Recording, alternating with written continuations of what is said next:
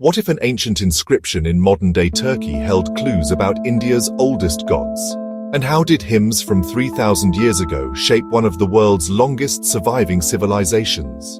Welcome to the Vedic Age, the foundation of ancient Indian thought, society, and spirituality.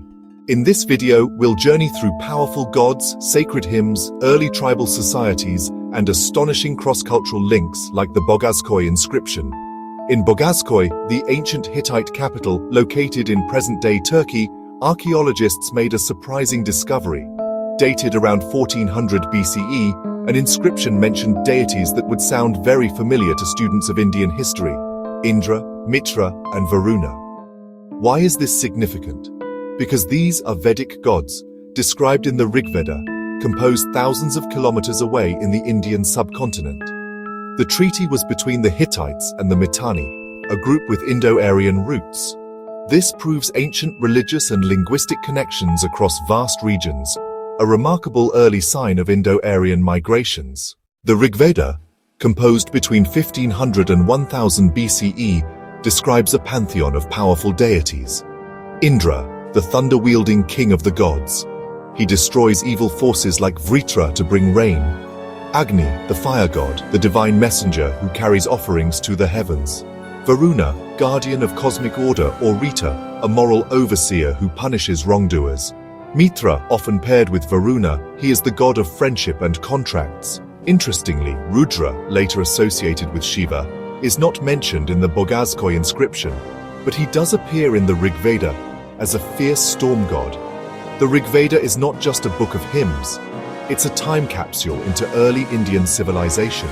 Composed in Vedic Sanskrit, 1028 hymns or suktas, 10 books or mandalas, 10,600 verses, called the First Testament of Mankind. Indra is the chief deity in Rigveda. 7th mandala consists of Battle of 10 Kings. 9th mandala mentions about Soma. 3rd mandala contains Gayatri mantra. 10th mandala mentions Purusha Sukta. It describes a pastoral society organized into tribes or janas, led by chiefs called Rajans. Wealth was measured in cattle, not gold. The tribal leader of a family was called the Kulapati, and village heads were Gramanis. Major tribes included Bharatas, Purus, Matsyas, and Yadus.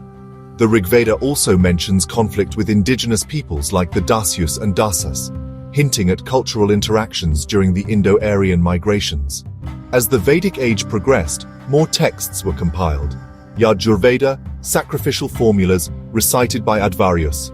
Samaveda, chants and melodies recited by Udgatri. Atharvaveda, magic healing and folk rituals. Each Veda had its Brahmana texts, explaining rituals.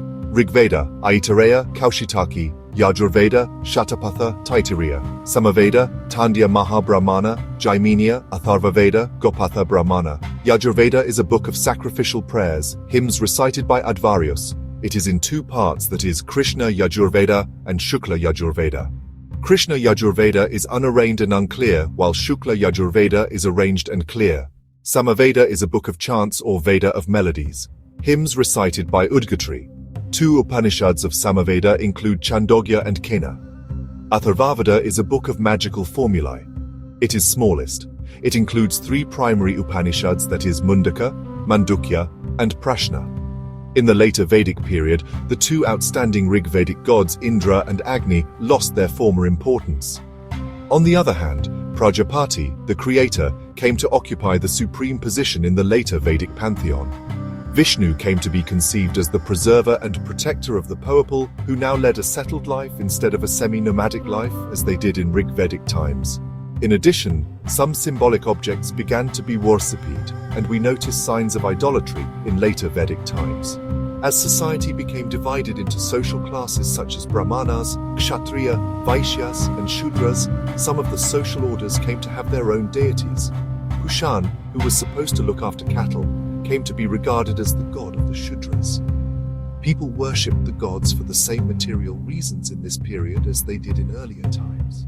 However, the mode of worship changed considerably. Prayers continued to be recited, but they ceased to be the dominant mode of placating the gods. Sacrifices became far more important, and they assumed both public and domestic character. public sacrifices involved the king. By the later Vedic period, gods like Prajapati and Vishnu gained prominence. Symbolism and even early idolatry emerged. Society was structured into 4 varnas: Brahmanas, Kshatriyas, Vaishyas, Shudras. The Rigveda inspired the Upaniṣads, leading to deep philosophical explorations of the self, the universe, and ultimate reality. This era also gave rise to Yoga Sutras by Patanjali, Ayurveda, with texts like Charaka Samhita, Brahma Sutra by Vyasa, foundational to Vedanta, Pancha-tantra fables for ethics and politics.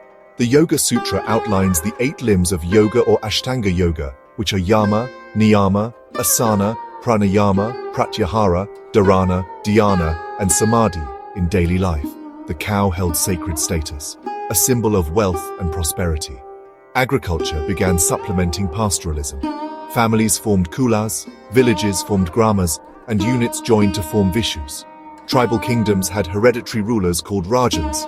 The people worshipped gods for material needs like rain, cattle, health, but the form of worship evolved from hymns to grand yajnas.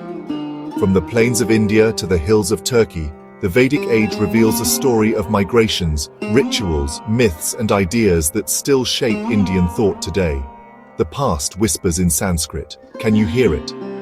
Don't forget to like, share, and subscribe for more history revealed.